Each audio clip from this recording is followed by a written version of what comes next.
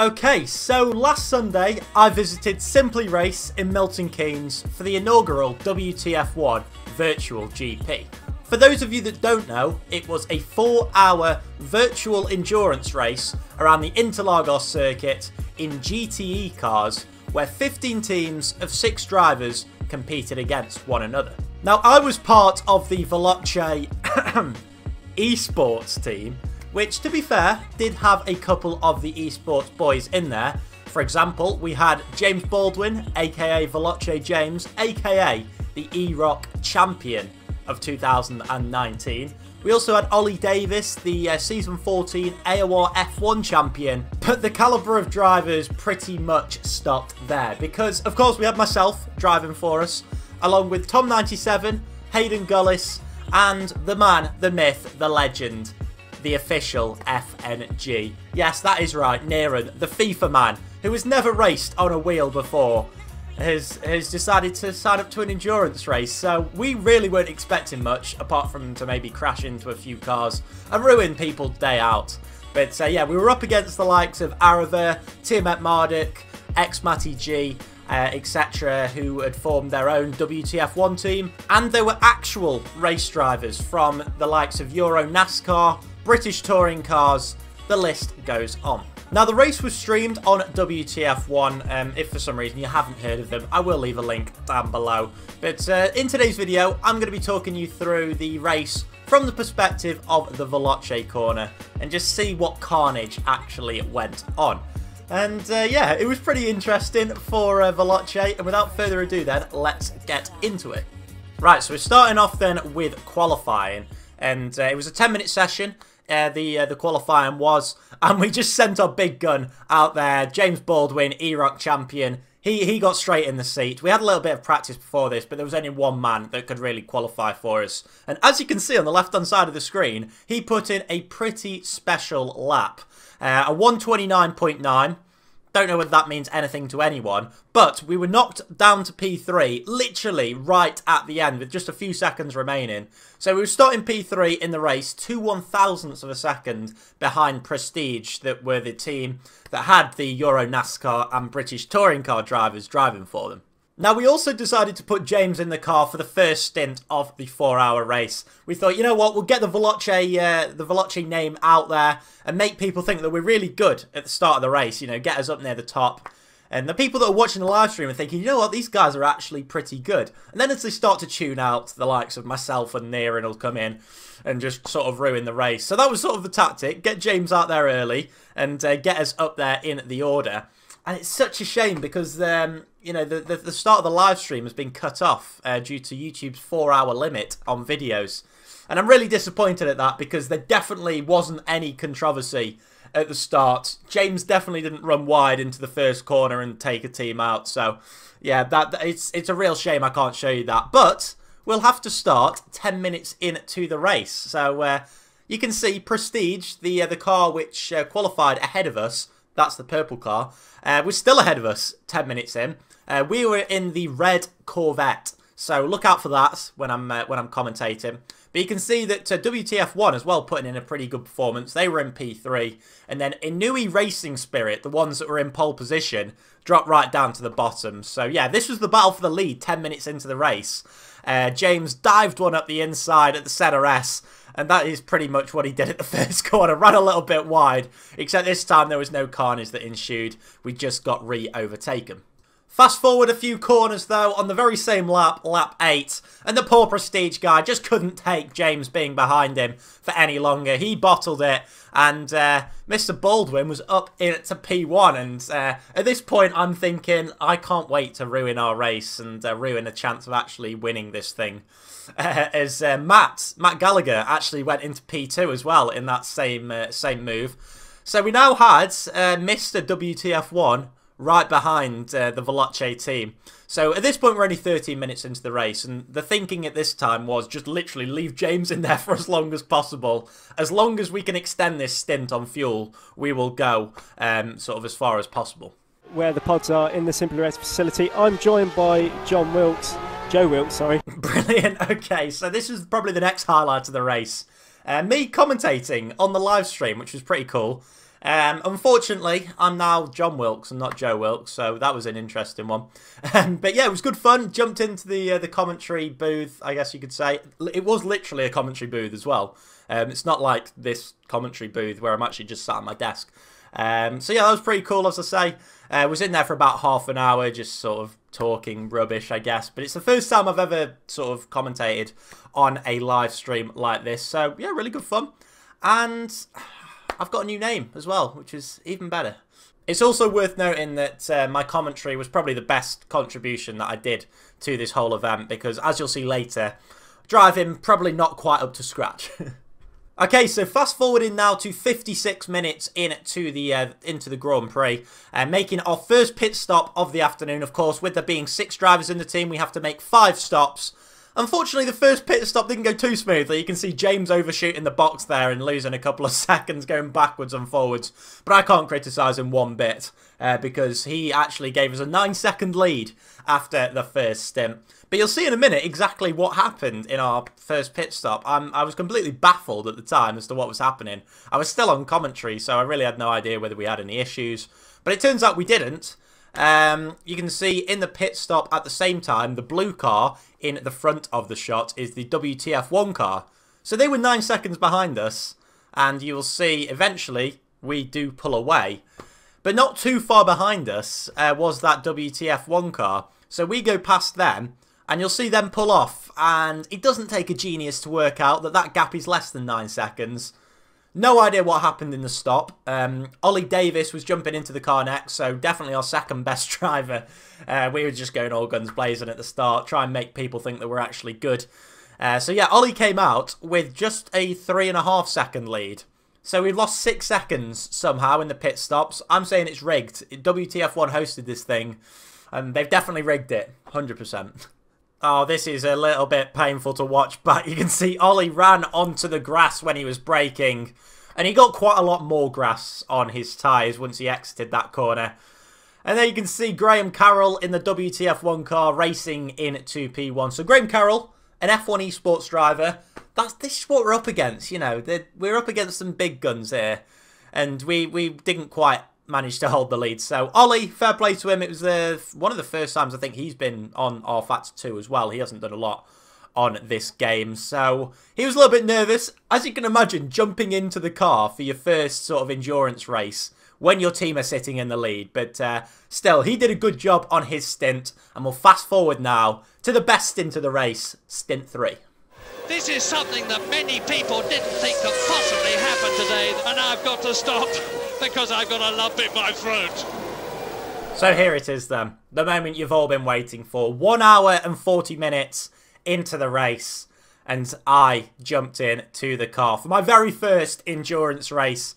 And as I pulled away, I was absolutely bricking it, because we were in quite an intense battle at this stage with the Prestige team. Now, WTF1 pulled out quite a gap in that second stint, but if you look on the left-hand side, you can see it was very close between ourselves and Prestige. So I'm negotiating my first sort of pit exit in the Grand Prix. And it doesn't get more intense than this. I come out of the pit lane, and that purple car you see at the back of the shot is the Prestige car. We are literally neck and neck as we go into my very first corner of the Grand Prix. And I don't want to look here, as the Prestige car absolutely dived me down the inside, and I go spinning in my very first corner. I was just completely losing my head at this point. I was throwing all sorts of gestures at the screen. And I spun round and somehow managed to still hold P2. Fortunately, there was no damage to the car, which was quite nice. But yeah, we maintained a 2-second gap. But as you can imagine, I was very flustered at this point. For someone who's only driven about half an hour in this car before I actually got to this stage. So I'd done about half an hour of practice, if that actually. And yeah, it wasn't going to go well, was it? And that was very unfortunate. But then what happens next? The Corvette spins a bit too quickly and collects the Porsche. So the Veloce team actually got away a tiny bit more gap than what they had, but still. Yes, he didn't blame me. He didn't blame me. Right, I'm taking that as a big W. So apparently it wasn't my fault, according to the live stream. I'll take that all day long. Oh, you thought I was done there. So imagine this. 1 lap later, I'm driving along. I've got the Prestige car back on my tail. And it just makes an audacious move down the inside. at a location which just isn't an overtaking point. And for the second time in as many laps, I went careering off the circuit. So the Prestige car, rightly so, went off the track. They got a drive-through for that, by the way. And then I just couldn't find the track. So I got back onto it initially. And then I was thinking, you know, where's the track? I eventually get back on. But the game gave me a stop-go penalty because I cut the track, despite being absolutely blown up. So that was very disappointing. Oh, and also, I got a stop-go penalty for cutting across the track. Their penalty, Prestige's penalty, was a drive-through. So I had, like, more of a penalty than they did for taking me out. Make of that what you will. I think there's an agenda against Veloce here. Not on the same lap. It's no. a bit weird, isn't and we've it? got a battle for position then. Veloce over the curb on the inside, and Prestige actually had to get out. Oh, probably not my finest moment. So, for a bit of context, Arav got in the WTF1 car and had a bit of a moment. So I literally closed right up to him. I was faster than him. And then I got to turn 1, had a good opportunity to overtake him. Then just completely outbroke myself, which was a bit disappointing. And probably got rinsed on the live stream, which is good, always good. That was a lovely potentially making the move. It was very and good sportsmanship from the and it takes that out there, team. you know, because that's probably the best thing that they've said. So good sportsmanship apparently from myself. So I'll take that. Yeah, I knew I wasn't quick, so I just thought, you know what, I just don't want to crash again. I was completely flustered in this stint, to be honest. So probably the best thing I could have done. Veloce Esports then in third place. Those guys obviously very, very highly ranked drivers of the esport community. So this was during my stint. This is the first time I've heard this. The commentator calls the Veloce team very highly regarded in the esports community. Yes, this is when I am driving the car, so you know, I obviously made a good impression, didn't I? And then we get to the end of my stint. So, to be honest, the rest of my driving experience in the car was just trying to avoid back markers. Yes, I was actually quicker than a lot of cars, which is surprising. But I was actually pretty surprised at my pace. I was doing all right laps, you know, probably one of the worst in my team. But for the whole standard of the race, pretty decent. I caught back up to Arav as well at the end of my stint. So we actually came in at the same time. And that was my stint over, and boy was it sweaty once I hopped out. And then hopping into the car was Tom97, Tom Martinez, for the 4th stint of the race. And boy did Tom have an interesting one. Now this is the first time I've watched this, so this is Tom catching up to the WTF1 car. I'd gone and got a drink at this point because I'd sweated out anything that was inside my body. But yeah, here you can see Tom going for a move on the WTF1 car, absolutely steaming down the inside of turn 1. And you'll see the camera pan round in a minute. Tom goes right across the first turn, and he actually gets a penalty for it, which was good. So another stop-go penalty, the second in as many stints. And he came in to serve that on the same lap. And he sped in the pit lane whilst serving his stop-go penalty, which gave him, yes, you guessed it, another stop-go penalty. Have you ever seen scenes like it? Getting a stop-go penalty while serving a stop-go penalty. So that was good, and that dropped us pretty much back to closer to P4 than we were to P2, which was a little bit disappointing. But again, I can't criticise Tom because my stint was hardly the smoothest. So apologies for the VW racing team though. We actually thought they were going at such speed that they hit the Veloce car, but turns out... Nope, turns out Tom is just that bad at this game. Then after Tom had done his 2 penalty stint, we were still sat in P3, pretty much in no man's land. And then Hayden jumped in the car, formerly Gullis Gaming, now the content manager at Veloce. And Hayden had been sweating R-Factor in the week running up to this event. He'd been literally sweating it out on the Veloce simulator because he just didn't want to be outdone by anybody. But fair play to him, he actually put in a really solid stint. Only had a couple of spins. I won't show them because I won't do him dirty like that. But yeah, really good stint from Hayden. Was only about a second or 2 seconds off the leading pace. And we put ourselves in a decent position coming into the final stint. So picture this, you've got 1 stint left in the Grand Prix, you're sat in a podium position, and a FIFA YouTuber jumps in the car with 20 minutes to go, who has no sim racing experience whatsoever. Believe it or not, that was the exact situation that Veloce found themselves in. So Niran jumped in the car with 22 minutes left. And I think we were about 10 or 15 seconds ahead of P4, who were GPVWC. And I think they had one of their quicker drivers in for the last stint. So let's be honest, this was only going to end one way. Now, I believe on the live stream, they were following the battle for the lead. I don't know why they were doing that. You know, the real battle was for P3. But yeah, basically WTF1 and Prestige were very close to each other. As you can see, the gap was 6.7 seconds.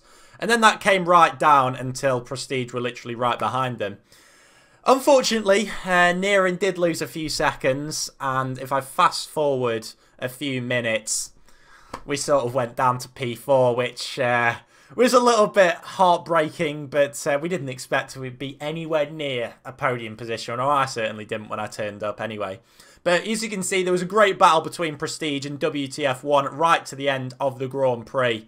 And I can't remember, I think it was actually Ben, Tiamat Marduk, who was in the WTF1 car for the final stint. And there was a very quick driver for Prestige, whose name escapes me. But again, he was an actual professional race driver. And with about 7 minutes to go, you can see he was getting very close. And I believe he made the overtake not long after this. Well, okay, I wasn't actually watching this at the time because I was watching Niran drive because it was just hilarious. But basically, it looks as if Ben actually put up a really good fight against Prestige. Because with 4 minutes to go, I didn't realise this. WTF1 was still leading. And by the looks of it, are they going to go down the inside? Oh, no, wait, they only do that to me. Oh, God. Yeah. Oh, my word. 3 minutes to go. And Prestige do dive it up the inside, so it's obviously a trait of their team. I'm joking. But anyway, yeah, Prestige went down the inside, 3 minutes to go, and took a very deserved race victory. So well done to WTF1 and Prestige. We had no chance of really beating them, so fair play to them. And well done to GPVWC as well for taking that P3. So that caps off what was a pretty good WTF1 Virtual GP. It was a great event, really well organised, so thanks to the guys for WTF1 for putting the event on. Thanks to the Veloce boys for putting up with my terrible driving over the course of the day. And yeah, hopefully you guys that watched it at home enjoyed it. And hopefully you've enjoyed this video as well. It's very different to anything I usually do. But make sure to leave a like if you've enjoyed it. And maybe I'll do more of this sort of thing. But I'll catch you guys in my next video. Do take care. Bye-bye.